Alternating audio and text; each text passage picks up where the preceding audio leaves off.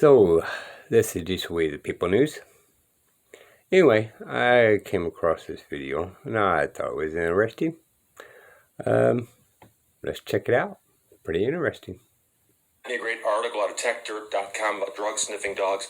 And we talked before about police pull you over when you're driving your car. They'll often say, "Do you mind if we search your car?" And if they ask, you can always say, "No, I'd rather you didn't. No, thank you." And sometimes, if they really want to search your car, they'll hold you there and bring in a drug dog, a dog that sniffs drugs.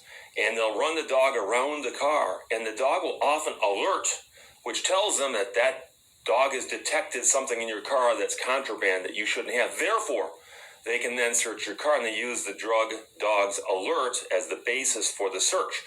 Oddly, they sometimes search cars and they find nothing. The dog was wrong.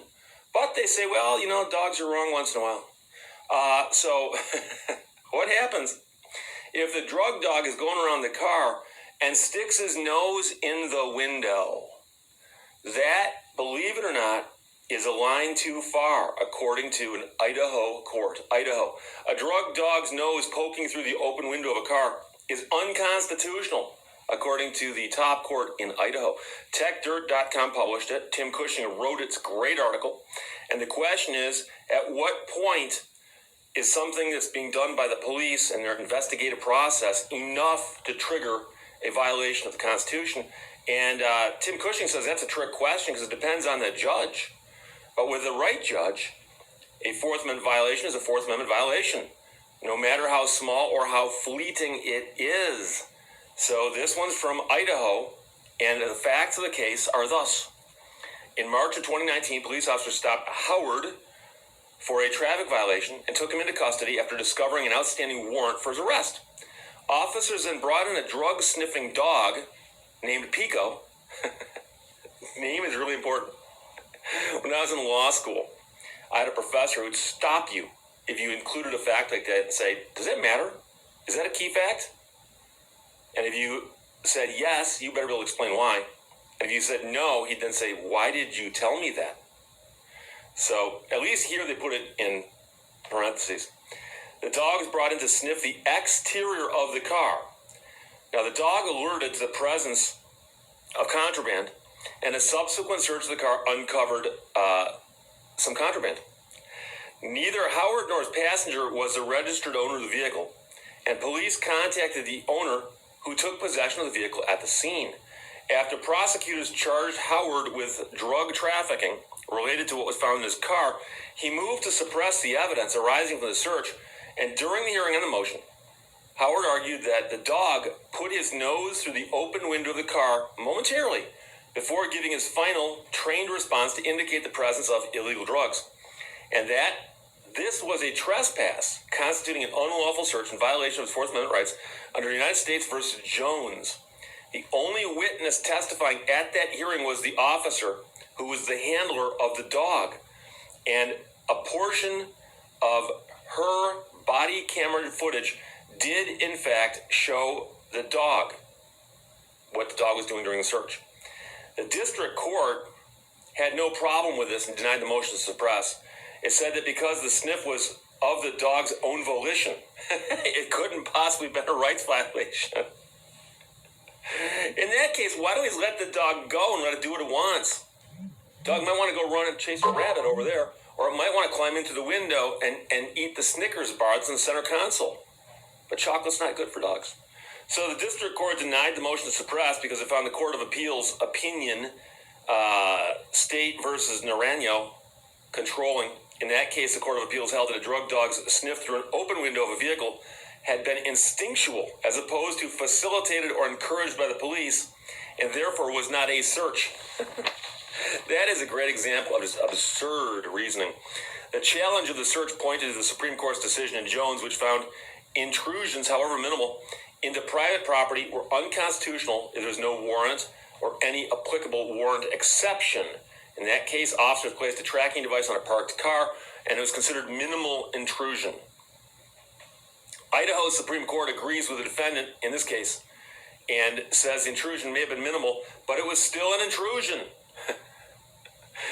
And they wrote, "We agree with Howard that the other case is inconsistent with Jones, and that Pico's entry was a search. Jones is clear that for the purposes of the Fourth Amendment, a search occurs when the government trespasses in order to obtain information.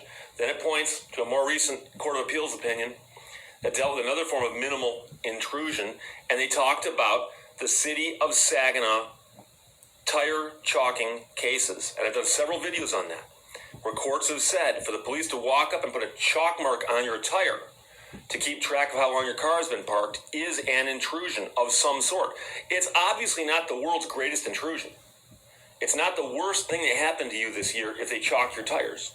But the point is, it is an intrusion. And so the police dog's going around your car and sticks his snout in the window. And let's assume that the car has doors and windows on the side, right?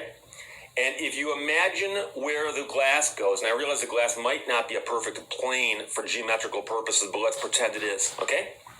So there's the plane of the window. And let's assume that the window is either partway down or all the way down. And the dog walks up and has his nose right here outside the plane of the window. He's not in the car. But the moment he breaks the plane, that dog is in the car. Now, you might say, Steve, only his nose is in the car and his feet are outside.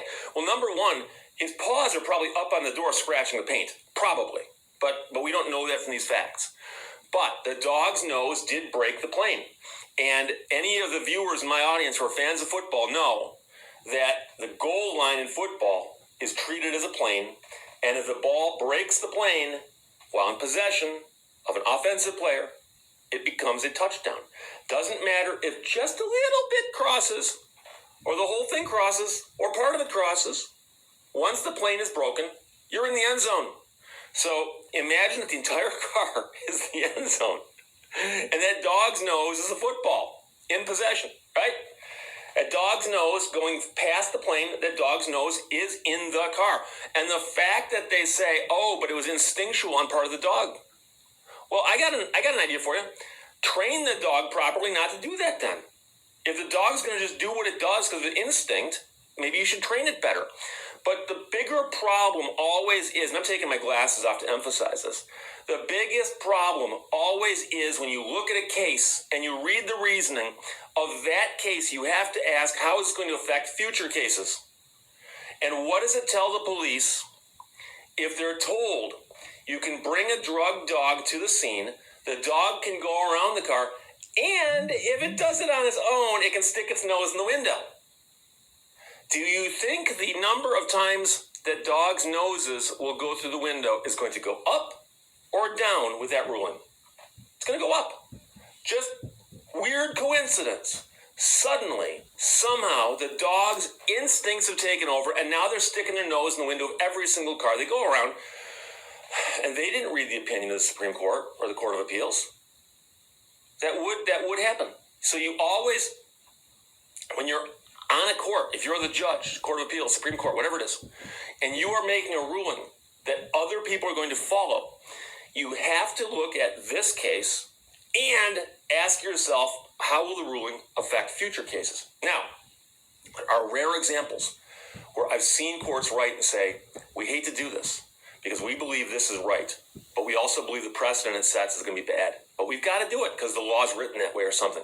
But here, where one court invented the instinctual defense for the dog, another court said, that doesn't make sense. Get rid of that. And they got rid of it.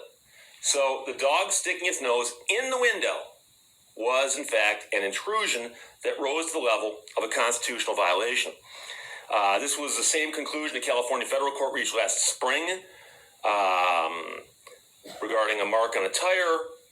And as this author writes, and that finding is that it isn't the means or methods or length or depth of the intrusion. It's the intrusion that matters. Like the marking of chalk on a car tire's tread, a dog's nose passing through an open window is a minimal interference with property.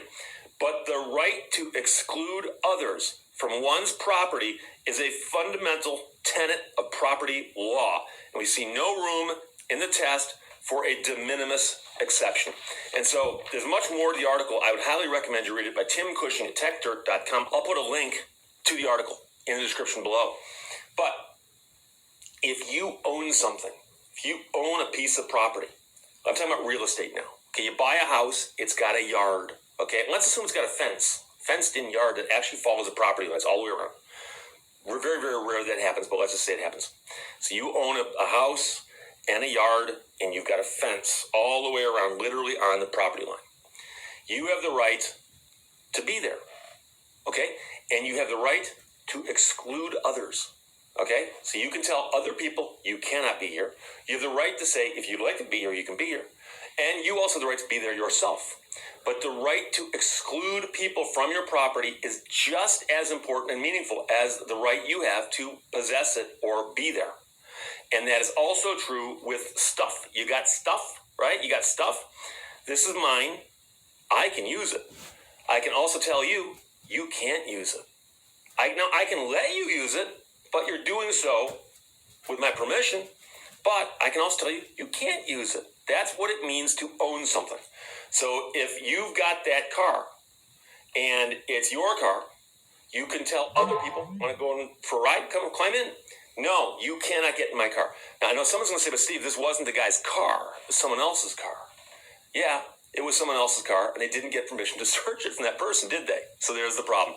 So it's a great article, and it's a great case. It's a great case. It's out of Idaho. But the Idaho Supreme Court has said that a drug dog's nose poking through an open window of a car is unconstitutional if there's no warrant for it to do so. That's Idaho's top court, techdirt.com. Published it. Tim Cushing wrote it, and Alan sent it. Thanks a lot. Questions or comments, put them below. Let's talk to you later. Bye-bye. Thank you for watching Leto's Law. There you go.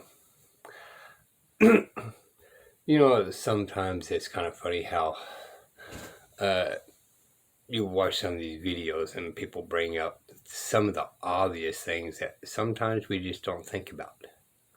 I'll be honest, I may not ever think about the dog's nose entering my threshold of my window and be able to maybe have the case dismissed. Something so minor, so simple, and it took this long to be brought up. Now, it could have been brought up in other cases and other judges kind of went with it or whatever. But if it didn't, why did it take so long for people to kind of dawn on that one simple thing? This will be the People News. Bye, y'all.